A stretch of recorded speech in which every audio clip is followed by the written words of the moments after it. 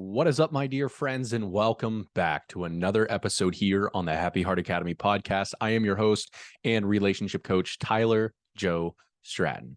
And today we are going to be talking about a very important topic for all of you parents out there that have a kid with your ex-partner. If you are that and you identify as a parent who is working on healing themselves after they get a divorce, a separation with their ex, well, then this conversation is for you. But I also think it's going to benefit anyone who is struggling to move on from their ex. And this is going to be one of the most important steps that you can take, the least first steps that you can take in order to heal. And this actually conversation comes from a individual who wrote in to a couple days ago on Friday and asked if I could do a post on the reduced contact rule for people with kids. And so I want to talk to you today about the reduced contact rule. But before I dive into that, my dear friend, I want you to know that if you have questions that you would like me to work through, to talk to you about, to kind of indirectly answer you through the podcast, be sure to check me out on Instagram at Tylerjoestratton. There, leave me a DM asking me the specific question that you're battling with or struggling with or wanting to know more on.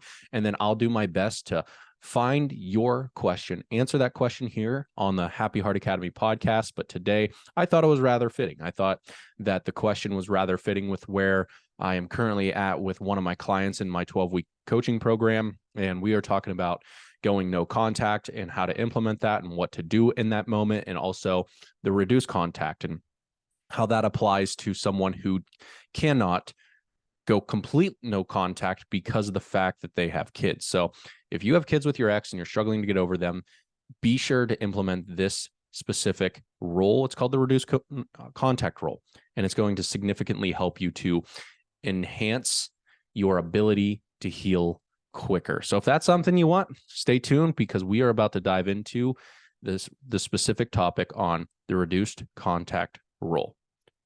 My dear friend, time and time again, I've been pushed back time and time again. I've been kicked back. I've been given so many excuses from clients that says that the no contact rule is absolutely impossible for me to follow because we have children together and we both take care of them.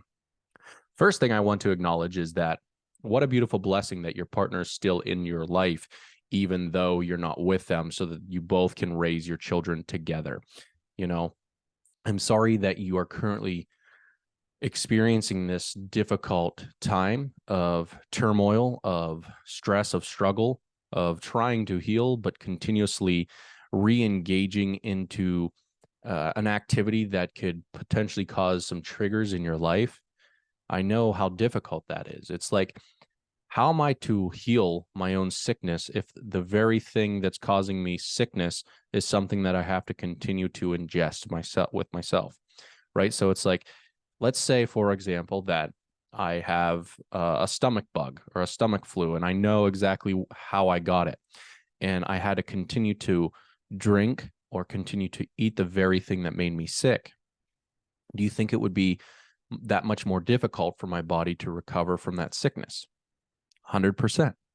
So for those of you that have children with your ex, understand that it is going to take you a little bit more time, and you're going to have to be a little bit more intentional about how to begin to heal and move on. The intentionality that you have to implement into your own life is the intentionality that you really have to make sure that you're taking care of yourself. You have to really make sure that you're setting yourself up for a win-win situation so that you're not so triggered when you see them. But for those of you that only know of the no contact rule, and which is, the no contact rule is basically just simply this. The no contact rule isn't designed for you to get your ex back. It's designed to help you win you back. It's there to help you win you back so that you can start to create happiness more independently and away from them, meaning that you don't need to rely on them to come back into your life in order for you to find a sense of happiness. We oftentimes believe that the only way that we're ever going to be happy is if we get our ex back. This isn't true. And this is something that I help a lot of my clients through during the second month of working with me, of rebuilding that relationship back with themselves so that they can be independently happy outside of their relationship, so they don't have to rely on someone to be happy. And ultimately, there are very powerful habits and skill sets that you can implement in your own life in order for you to cultivate happiness, to diversify your happiness so that you are a much happier you. But the no contact rule is meant to win you back, not your ex back. And it's very hard to go no contact, especially when you feel like you're dying inside. But ultimately, so if you know anything about the no contact rule, it's really to help you separate yourself environmentally and physically from that individual, right? You have to go about blocking them on all social media. You have to go about deleting all of the photos, or at least putting them in a different folder where you're not tempted to look into those photos. You have to remove all of the physical stuff that you have of them from your current living space. You have to remove yourself environmentally and physically away from them so that you can create the time and space that it is needed in order for you to heal. And the reason why I bring this up is because it's easy when you don't have kids with them or you don't work with them. That rule is pretty easy to follow because you don't really have too many obstacles, right? Like you don't have to continue to bump into them. You don't have to continue to run into them. The more times that you run into them, we believe that it's going to be that much more difficult to heal. Well, my friend, let me start with this. That is only a belief. Your beliefs dictate your reality, and therefore you can write a different story, right? So if you're holding the story in your mind or a belief in your mind that says that I can't get over them, Tyler, because I have to see them every week. Well, that's a disempowering story that's not serving you, my dear friend. That's not helping you at all. But what if you rewrote the story that stated, I get to see them every week to remind myself that they're not the person that is meant for me. I don't like the way that they look, the way that they smell, the way that they act, the way that they treat, the way that they make me feel even when I'm around them. What if you adopted that mentality and that belief system for the next 90 days and you started to ingrain that thought process? Like, I'm glad I get to see them because it's always a reminder of how much I don't want to be with them. Do you think that that would help you to be able to move on? More so than if you held the belief that every time you saw them, it would cause you that much more pain, and that pain by itself is the very thing that reminds you of why you need to get back together with them, or how you miss things, or triggers all of these past emotions. So the first thing I want you to really understand is when you go to reduce contact because you have kids with them, or you work with them, or you're in school with them, or whatever it is that you continue to bump into them, you got to understand that the reduced contact is really there to basically help you to have as minimal contact, physical contact with your ex as possible, keeping everything strictly business related. Okay. So you've got to look at this as a transactional business deal, meaning you cannot continue to fall for their manipulation attempts. You can't continue to fall for their ex games. You can't continue to argue with them. You've got to allow yourself to just kind of disentangle yourself from everything personally within their life. Like if you think about the workspace, you have a lot of coworkers that you probably work with that you don't know a lot about their family life, their personal life. And therefore there's like this little bit of disconnect. You don't know who they're with or who they're sleeping with, or, what their family life looks like, how many brothers or sisters, or where they're at on a Tuesday night. You've got to disentangle yourself from that specific reality. Although that they are your kid's father or mother, you have to allow yourself to not be so entangled into their personal life. Quit asking yourself the questions and engaging in conversations with people that that is engaging with your ex. Pull yourself away from those conversations, trying to search for them. And that they go to, a bowling league, or to this bar, or to this church, or this, organization every single week. And therefore you drive past that organization every single week to see if they're actually there. And maybe you might even stalk them to the point that you're seeing who they're walking in with or walking outside of with. And it's a very bad place for you to be. The less you know about their personal life, the better off you're going to be. So don't ask your kids how your dad's doing or how your mom's doing. Don't ask your kids to give you the feedback that you're looking for to validate whatever emotional experience that you're currently experiencing. You've got to disentangle from their personal lives if you truly want to move on. So what I'm asking you to do here for the reduced contact is that you've got to learn to like protect yourself, set up some rules for yourself, and stop the self-sabotaging by taking, your kids into account of having that conversation, to have them update you about their personal life, or contacting one of their friends, or going to that specific location they're at, or maybe whatever it is, or maybe trying to pick a fight every time you see them, or find a nuisance, or like let's say they're 20 minutes late to the location where you had to drop off your kids or whatever. Like you want to fight with them, but that fight's not about them being late. It's so much more than that. And that's why that specific conversation that you want to have, or that specific argument you want to have, is not going to do you any good, because the pain you're experiencing is not from them being 20 minutes late. It's from actually the pain that they've caused you from leaving you. So the arguing has to stop. The investigating into their personal life has to stop. The falling for the manipulation attempts to, hey, like the weather's bad right now, so maybe you should just stay over tonight.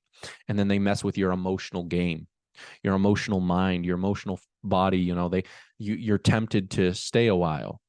And although that can be helpful, right? That can be helpful to rekindle love, to rekindle the relationship. But if you're really trying to move on rather than to hold on and win them back, the manipulation tactics that they use, of like maybe not texting you back right away, maybe not answering your phone call, maybe being 10 or 15 minutes late, and then you're running the story that they're late because they're with so-and-so, and they shouldn't be with so-and-so, or whatever it might be. Like, you got to stop allowing yourself to be a victim in this situation. Although it's very challenging, you have to understand how to allow yourself to not be the victim by changing the story that you're speaking into your life and into your kid's life. Because here's the kicker, is you're going to always validate the emotional experience that you're experiencing. Meaning that if you're feeling bad because they left you and you feel like you're suffering, you're going to find stories that help to validate that emotional poison.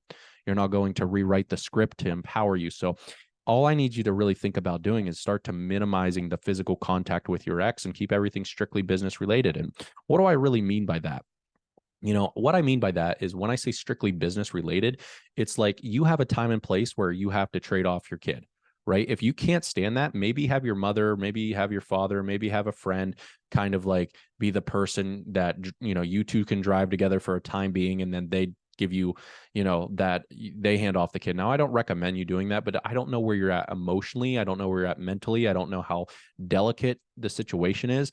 But I remember my parents used to have to exchange us at the police station, right? Because my parents would get so heated when they saw each other. So I know where you're coming from. And every time that my dad had us on the weekends, we had to go to the police station just to basically be in a, the court stated, like, if you guys can't get along, if you guys are always going to fight in front of the kids, and if it's going to get physical or verbal, then you guys got to hand the kids off over during in front of like the police station. So, I went through that as the kid. Perspective. I didn't go through it as a parent's perspective, but strictly business related is when you hold a conversation with them, the conversation that you're going to have with them is one that is very less personal and more transactional, meaning like, okay, when are you going to come get so-and-so, or when am I going to drop off so-and-so, and you're going to keep them for this long, and what are you guys going to do this weekend? Might even be a stretch, but ultimately, before you dive into that meeting and transition of the handoff of the kid, you've got to really allow yourself, and this is the reduced contact / no contact, is you really got to prepare yourself for that handoff. So some of the things that I talk about in my coaching and course program is the importance of setting time aside the day of the meeting of the transactional transfer of the kid. And I know that doesn't sound that polite or that sexy or that lovingly, right? But ultimately, you've got to make sure that you're spending time with you to charge yourself up to be in a really good headspace, a really good emotional space, and I would recommend, honestly, like writing out and visualizing. We always talk about visualizing and how important it is for the life that you want, or the reaching the goals that you want, or having the family that you want, or having the relationship you want, or really visualizing the car you want or the house you want, right? You've always heard this on social media. I'm sure that you guys follow a couple people that are probably well off and well successful and have what you want, and you can't seem to get it. And they're always like, well, maybe you should write your goals down and then visualize your goals. Well, here's the thing, is you got to do the same thing in your personal life too. So what I would recommend is like maybe an hour before the meeting, or the day before the meeting, you visualize how that transaction is going to go, the handoff of the kid. What are you going to say? What are you not going to say? What happens? How are you going to show up? Right? Like, you cannot continue to dig and ask personal questions. No, how are you doing? Be like, hey, here's so-and-so. Hope you guys have a wonderful weekend. If you need anything or if anything happens, just be sure to like get a hold of me. But if not, please enjoy your time and whatever else you want to say. But you can't continue to dig out the personal items that you're really searching for to see who they're with or what they're doing or how their life is and how things are going and yada, yada, yada, yada, yada, which is going to continue to hurt you and harm you and put you in a very terrible, empty, emotionless, and very emotional mindset. And then you're going to, if you don't have anything going on that weekend, it's like, or that day, because you handed off your kid and your kid became your everything and you're still not your everything. And you're like, at least I have my kid to kind of distract me from the pain that I'm experiencing from this heartbreak. This is where you get to double down and create the time and space for you to actually begin to heal your heart, deal with your emotions, let go of those emotions, rebuild that relationship with yourself, find the very things that make you happy, start to reach out to a community and connect with them, maybe try new things, maybe allow yourself to really invest back into you. If you don't know how to do that, once again, my friend, that's what I teach people to do, is to transform that relationship they have with themselves so they can feel like they're finding themselves, they're happier with themselves, and they're moving forward with themselves in their future. So if that's something you're interested in, there is a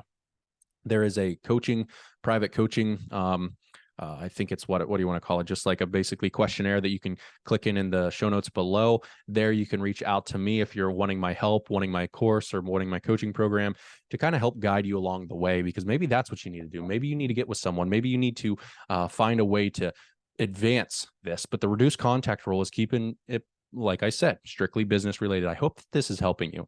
Just no more falling for the manipulation attempts, whatever those look like. No more falling for the games, whatever those look like.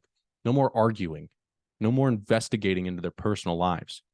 There is a certain set of rules that you just have to follow to protect yourself from all the attempts of the self-sabotage while taking care of your children, maybe your business, maybe your work, maybe your circle of friends.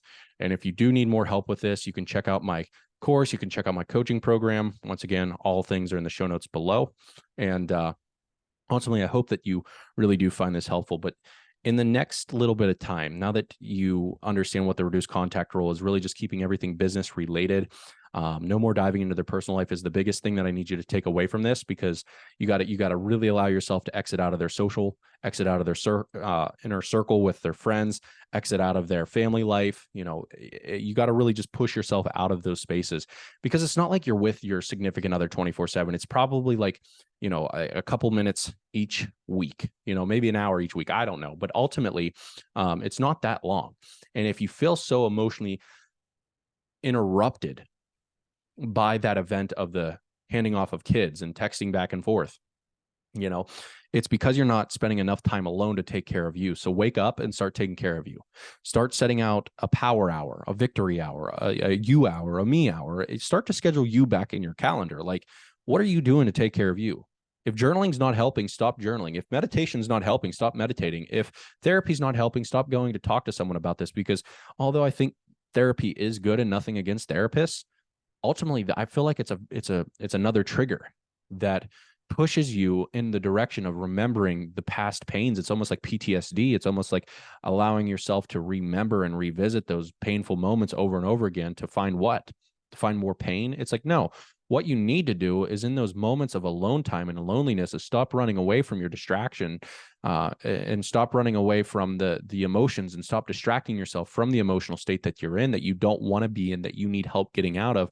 And maybe pick up a book on emotional intelligence. Maybe pick up a book on happiness. Maybe pick up a book on relationships. Maybe pick up a book on how to become a better single parent. Maybe pick up, a podcast. Maybe watch some YouTube videos on how to improve the quality of relationship you have with yourself. Maybe invest into a coach. Maybe, spend time writing about your experience, and maybe spend some time thinking about a compelling future for yourself. Maybe spend some time outside or getting back into an old hobby that you used to do that you kind of let go of since you had a family and kids. Like the family and kids are an important part of your life, but it's not the only part of your life. And that's what people forget is like when they lose someone, they feel like they lost everything. They only lost everything because their main focus has only been on that. They haven't diversified. You haven't diversified your focus in life. Life is a full spectrum experience, meaning that life is not just relationships. Life is not about just business. It's not just about work. It's not about just traveling. It's not about just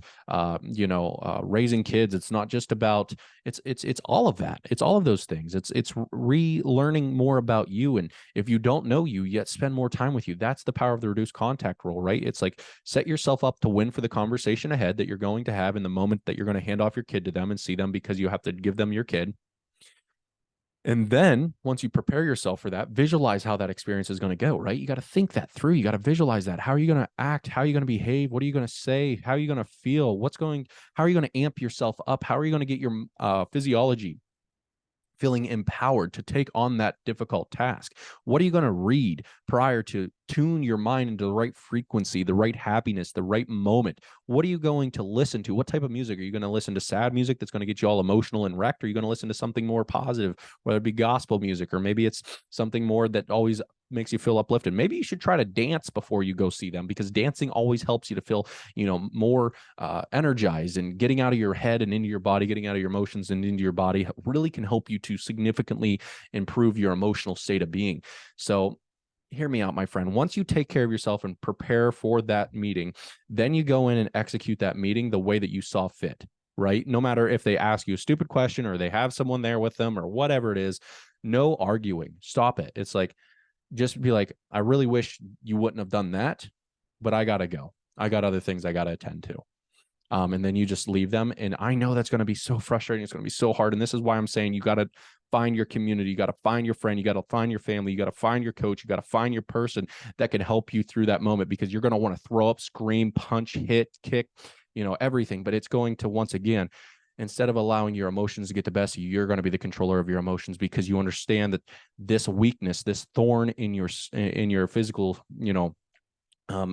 body is just temporary, and it's only helping you to strengthen that relationship with yourself and maybe even with God, because sometimes the only thing that we have to rely on when we lose everything is God. And I don't care if you're a believer or not.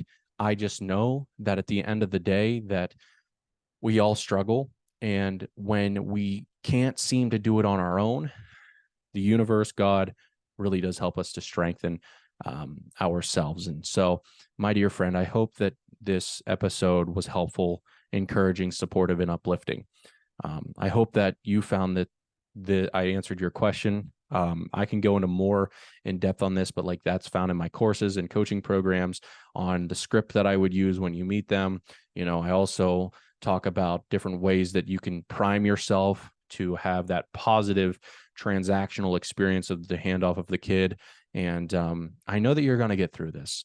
I know that you might feel alone right now, but if you do feel alone, reach out to me. I do coach. I do community. I do one-on-ones. I do have a course program. I have books. I have audios. I have what you need that I wish I had at the time of my own experience of going through a difficult time. People always ask me, Tyler, how'd you get so wise? I got wise by learning through my own suffering, by spending time alone in my solitude, by understanding that all pain is the same. And I chose to get better. I just know that it's hard. It was hard for my dad. It was hard for my mom. It was hard for us kids. And the last thing I want to say is, if you have kids, this is the last thing I would tell my parents. If I could go back 15 years, I would tell them to always instill a positive image of love, even in the midst of chaos. So your children will start to have these negative beliefs about love and about human dynamic and relationships, or even about, their own parent, because you hate their father, because you hate their mother. That hate can interrupt and cause that child so much disarray, so much unbalance, so much pain, so much misery, so much suffering, so much turmoil, so much depression, so much thoughts of potential suicide, because the very person that is supposed to be there to love them and to protect them is the very person that you're growing them to learn to hate. Whether you know it or not, your hate, that energy, that vibrant vibratory frequency, that energy that you express every time that you're with them, that place, you got to protect yourself so that you can protect your child and let them make the decision of who daddy is or who mommy is. It's not up to you to dictate that message for them. It's up to them to figure it out on their own. And, that's where, I had both my parents kind of pivot, my brother and I, against each other, like, meaning that, my parents were like, well, your mom, my dad was like, your mom, my mom was like, well, your dad. And I'm like, I'm so lost. I don't even know who to believe and what to believe. And I didn't know that I could make my own independent, choice. And that was really hard and confusing for me as a young kid that was going through that challenging time, because I thought my parents both loved me and that they cared about me. But yet my dad was like, your mom, my mom was like, well, your dad. And then I'm like, well, I don't know if I trust either of you because you both sound like bad people in my eyes. And if I can't turn to you, then who can I turn to? And, then I started to look into other things like, little drugs or little alcohol or little cigarettes here and there at the young age of like 8. And, I remember smoking my first cigarette at like 8 years old because I saw my mom do it. And anytime that she got super emotional about my dad, she would have a cigarette and a beer. And then I was with some friends that were like, hey, you want a cigarette? I was like, yeah, I'm pissed off right now because my mom pointed my dad as the bad person and my dad pointed my mom as a bad person. So yeah, I watched my mom smoke a cigarette every time she had emotional triggers. So I decided to, and I remember it was the worst experience of my life, and I hate cigarettes and so on and so forth. If you can't lead your kid to a happier quality of life because you can't lead yourself to a happier quality of life, your kid will find someone else to lead them. And that could be a very bad thing.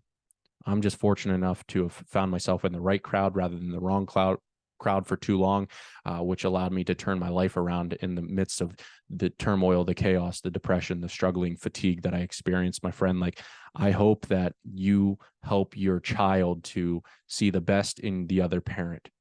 I hope that you help your child to love their father or their mother. I hope that you help your child to see that mommy and daddy, even though we're not together, we love you so much. And I will always love and care about your mom or dad because they gave me you. Like, it's a different script. It's a different story. But ultimately, understand that you have a responsibility to now lead your kid through this time, lead yourself through this time. And if you need help being led through this time, once again, check out the show notes below. There you can check out my course. You can also check out my private one-on-one coaching just to kind of help guide you through this. So fill that questionnaire out if you're interested in actually working with me. It does cost money, of course, because this is what I do. This is how I pay for my bills. This is how I make my living. This is how I give my quality time to you instead of my wife and my family, spending, this half hour to an hour just working on this podcast and writing this script and filming this YouTube video and doing all the things that I do. So like, ultimately, I'm grateful that I get to do this, but I've been doing this for 7+ years, and it's not easy being an entrepreneur, and it's not easy always winning, and finances are not always the best, but, I'm not asking for a lot. But if you need help, like, just know that I do ask for payment because this is what I've studied. This is what I do. This is how I help people. This is what I want to offer the world, right? And it's not significant, but I believe that the investment is going to be significant enough that's going to make you change you, because there's no other option that you have.